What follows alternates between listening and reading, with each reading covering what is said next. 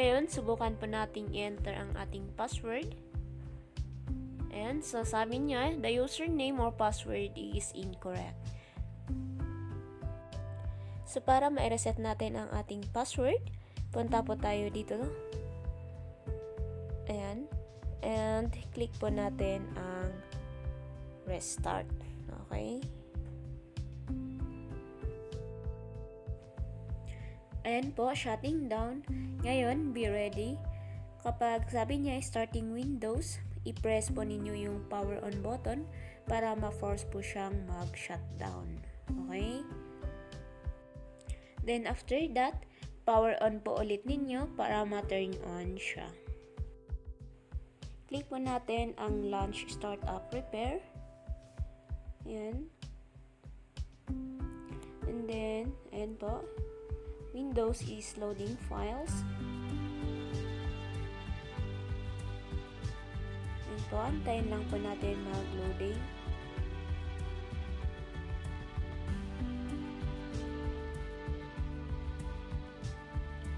Checking system problem. Wait lang po natin mag-loading. Ayan po. So we have here startup repair. Click lang po natin ang cancel. Okay, so ayan. Ito po is maglo-loading siya and it will take 10 to 15 minutes po. Okay, so mag-antay lang po tayo and huwag natin i-cancel.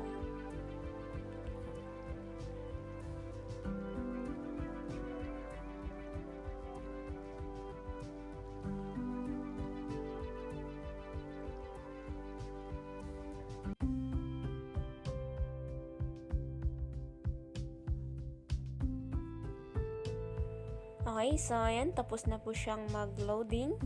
And dito sa taas, sabi niya, Windows cannot repair the computer automatically. Okay, so ang gagawin natin is punta tayo dito sa may baba. We have here view problem details. Click natin yan. Yan po. And scroll down po natin para mapunta tayo sa may pinakadulo. Tapos may link po tayong makikita doon, okay? Click natin yan. Yan. And mapupunta po tayo sa notepad. Yan po. And dito sa may pinaka kaliwa, we have here files. Click natin ang open. Yan po. And we have here computer. Double click it again para mabuksan. And local disk. Click natin yan. We have here Windows. Yan, click natin ulit para mabuksan.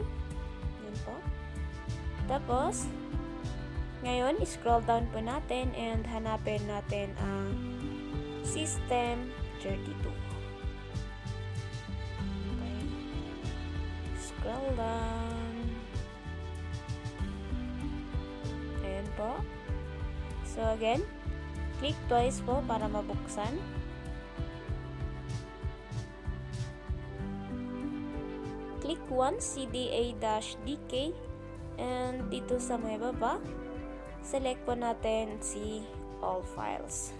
Okay? So, ayan po, loading. And ngayon, hanapin po natin si utilman. Hindi ko alam ang correct pronunciation niya kung utilman or atilman. Whatever. Basta ganun siya. Okay, so hanapin natin. And ayan, we have here. And ayan, right click po natin. And rename. Tapos yung utilman, dagdagan po natin ng .bak. Okay? So parang utilman.back. After that, hanapin rin natin si CMD. Okay? So, hanap-hanap. Ayan po. Ayan. Okay, so right-click ulit natin. Ayan. Rename. And palitan po natin yan ng utilman exe or okay lang ang utilman. Okay, so ayan. Yan, click po natin ang cancel. Yan. Tapos, i-close rin po natin lahat ng mga nabuksan na tabs. Okay. So, pag dito, click natin ang cancel, may lalabas. Sabi niya, are you sure you want to exit? Sabi niya. So, click lang natin ang yes. Okay, so ayan po, nagre-restart na siya.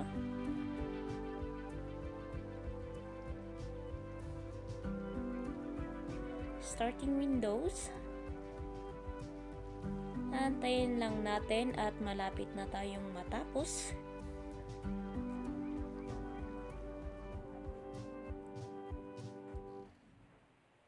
Okay. Loading. Punta po tayo dito. And first step na gagawin natin is i-type natin ang net space user. Okay, tapos enter natin. Second, type po natin ang net space user space your username and space asterisk sign. Okay? Ngayon, type po natin ang ating password.